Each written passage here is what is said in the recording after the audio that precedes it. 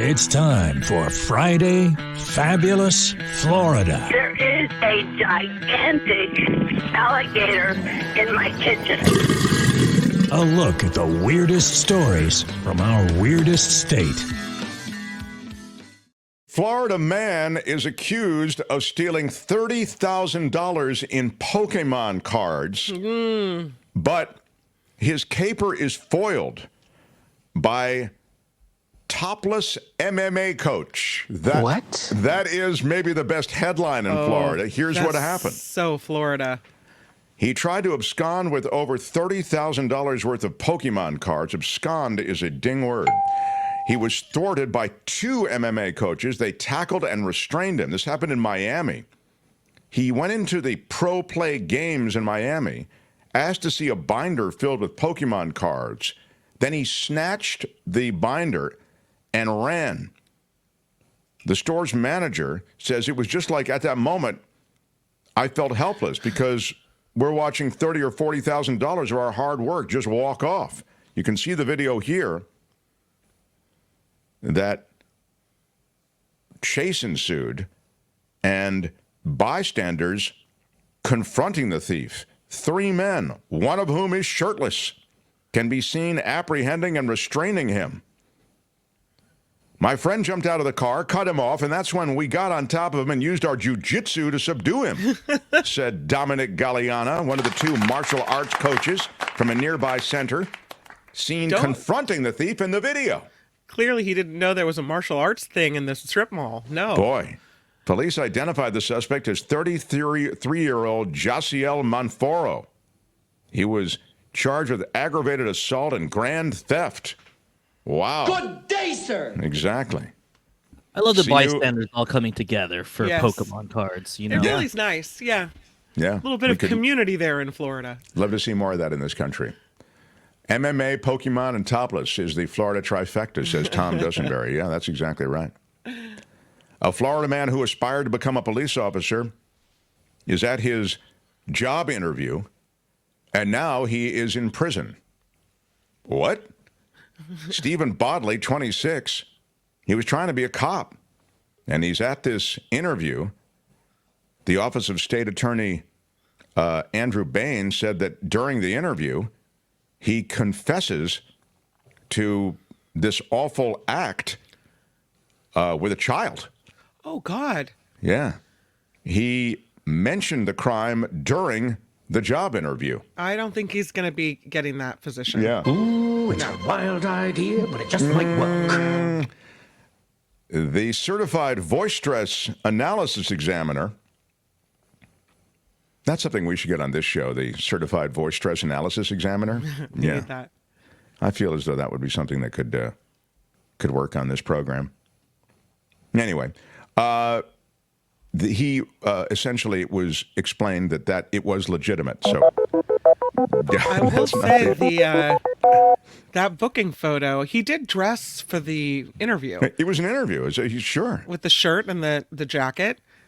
Yeah. And when he was asked to expand on this horrible act that he was involved in, he did expand on it. Oh, and he went God. into some detail. No.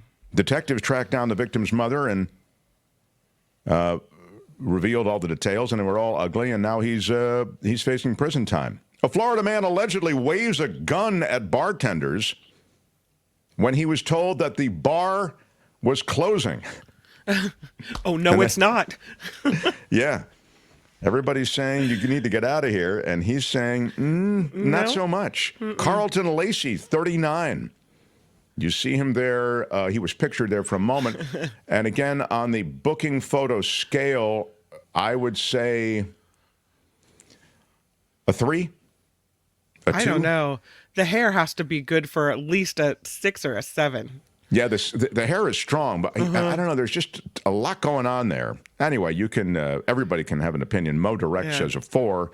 Julie says a 2. Deputies responded to the Big Dog Saloon in Mount Dora. It was 2:15 a.m., and there had been an assault.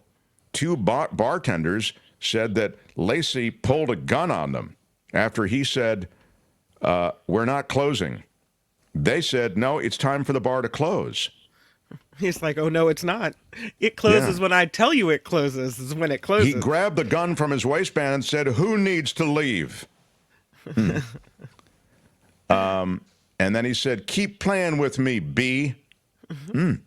There's a reason that this place is fun. He's now in police custody. Meantime, a Florida guy is stunned to learn he's not a U.S. citizen after he voted, paid taxes for over 60 years, and says, look, I acted like a regular citizen. He's 66 years old. He lives in Florida. He's gearing up for retirement, and he's stunned, Kim, to discover that he's not a U.S. citizen. How does this happen? Well, What? He was applying for Social Security payments, you see.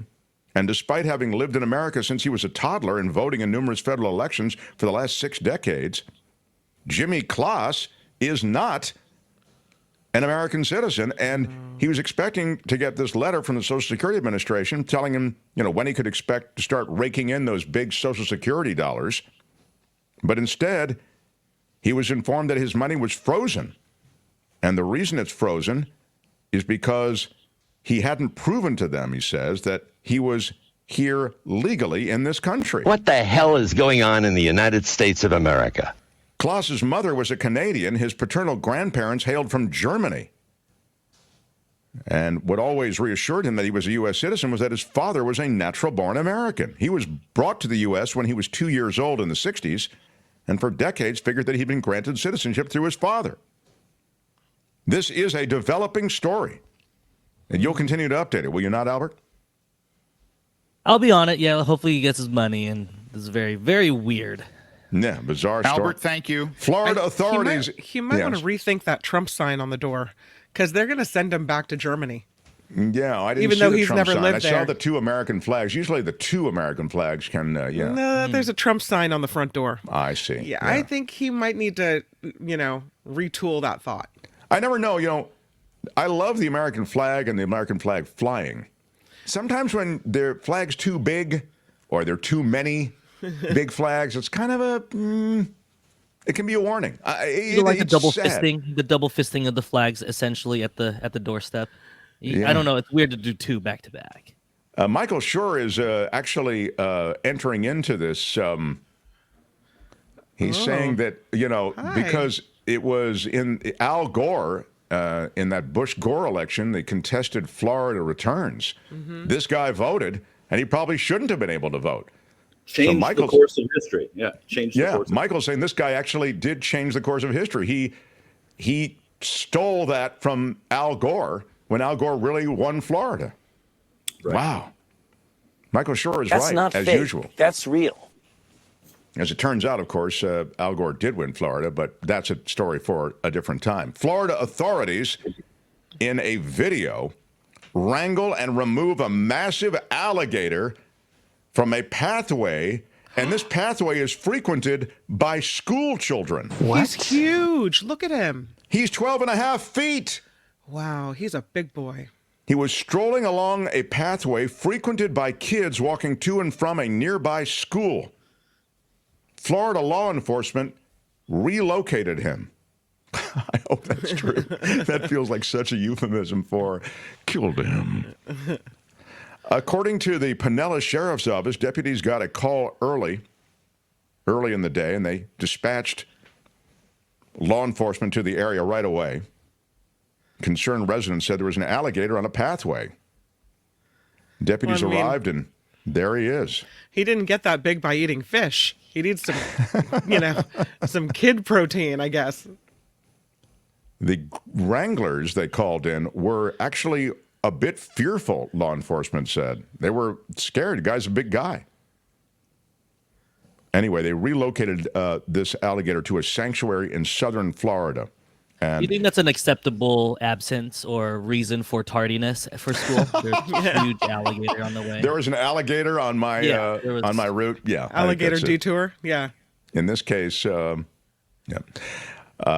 plenty of video to corroborate that. Alligator finally makes hilarious surprise visit to Florida bank drive-through. What?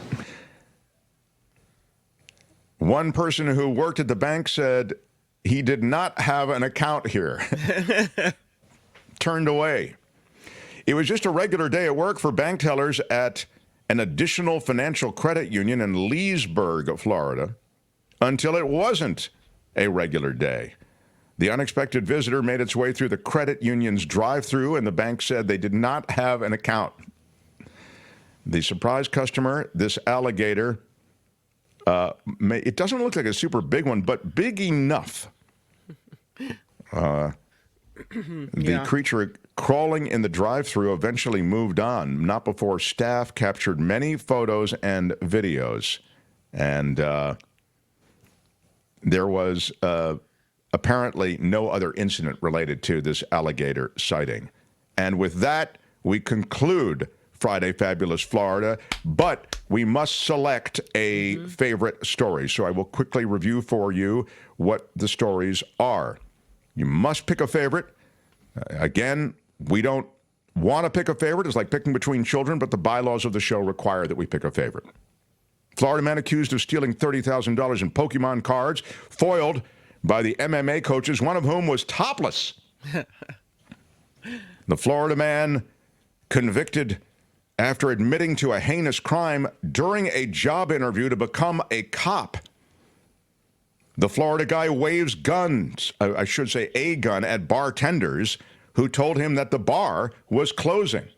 Who needs to leave, he yelled. The Florida man stunned to learn that he's not a U.S. citizen after he's been voting for all these decades and paying taxes for over 60 years. The Florida authorities wrangling and removing a 12-and-a-half-foot massive alligator from a pathway frequented by school children. And finally, the alligator who makes a visit to a Florida bank drive-thru. Employees said he did not have an account with us. We need to pick a favorite. I'll ask first in the chat, what is leading, Albert? We have the Gator stories slightly leading over not a citizen, and then we have Pokemon cards saved, and this bar won't close as the other two. Okay, so those are you. Those four to vote for in the chat if you want. I'll check in with Albert again to see how that's doing. Kim, what would be your favorite among those that you heard? Kim, how are you? I do like the Pokemon card theft and the topless fellas from the MMA studio. I have to go with a massive child-eating gator. I must. It's child-eating gator from Kim. How about you, Albert? Yes. I do like the Pokemon card story just simply because of whoever edited that and chose that headline. Very misleading. So they yes, it's very clickbaity headline, right? Yeah, I saw topless MMA coach and I assumed, and then sure. I mean, you could have said shirtless MMA coach, right? Which is really closer, but they went topless because it creates clickbait. You got me. Sure. You got me, Newsweek. Yeah. So is that your pick, the Pokemon card? That is my pick. That is my pick. Yeah. I got to go with the gator, 12-and-a-half-foot gator. I mean, it's just I don't know, but you're right. It's hotly contested. Who's ahead in the chat? The Gators, 50%, so over 50, half. Okay, the Gators take it. And with that, we wrap Friday Fabulous Florida. This has been Friday Fabulous Florida. There is a gigantic alligator in my kitchen. Y'all come back now, here. Hi, it's Mark, and I thought that was great. Hit the notification bell. You'll know whenever there's a new video being dropped, and please subscribe to our channel to help us save the universe.